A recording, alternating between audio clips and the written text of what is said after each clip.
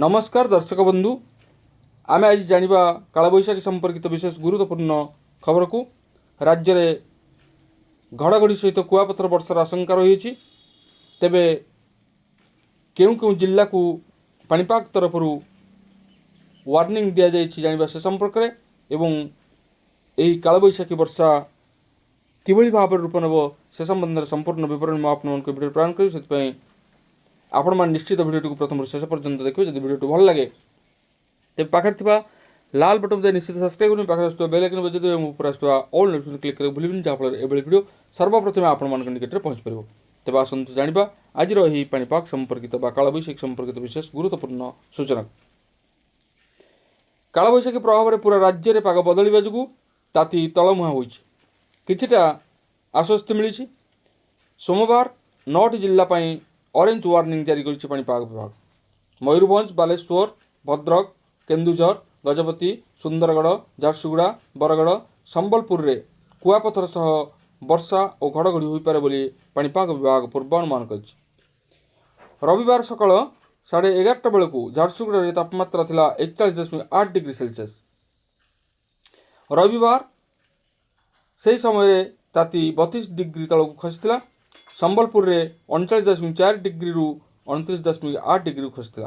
हीराकुद रे 38.2 डिग्री रु 29.2 डिग्री और राउरकेला रे 38.8 डिग्री रु 29.4 डिग्री को खसीला पारद। आगकू दिन तापमात्रा आहुरी कमी पारे बोली पाणीपाग विभाग पूर्वानुमान करिछि। आसंता 24 घंटा मध्य दिन में ताती 3 रु 5 डिग्री पर्यंत खसिब। सोमवार 9टी जिला ऑरेंज वार्निंग जारी होइछि। मयूरभंज, बालेश्वर, केन्दुझर, भद्रक, गजपति, सुंदरगढ़, झारसुगुड़ा, बरगढ़ और संबलपुर रे कुआपथर सह वर्षा और घड़घड़ी हो पारे बोली पूर्वानुमान करिछि पाणीपाग विभाग।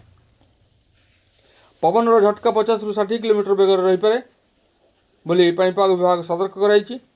केवल यही 9टी जिला नुहे बाकी जिले में भी घड़घड़ी सह वर्षार आशंका रही।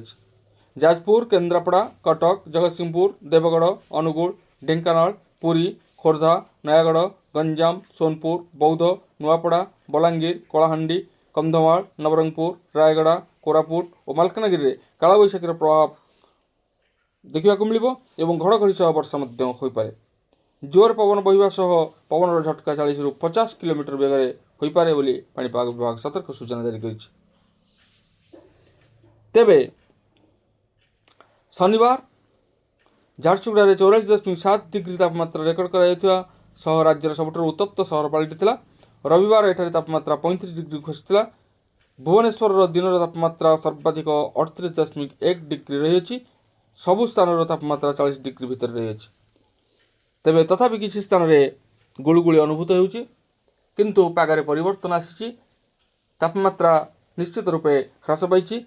तेबे कालबैशाखी को वर्तमान सतर्क सूचना करिछि पाणीपाग विभाग। विभिन्न स्थान में कालबैशाखीर तांडव देखा मिल। आम पूर्व कालबैशाखी संपर्क में भल भाव जाचे किभली भाव में कालबैशाखी वर्षा जनजीवन को अस्तव्यस्त करथिला एवं चाषी मान बहुत हैरान पकाइथिला।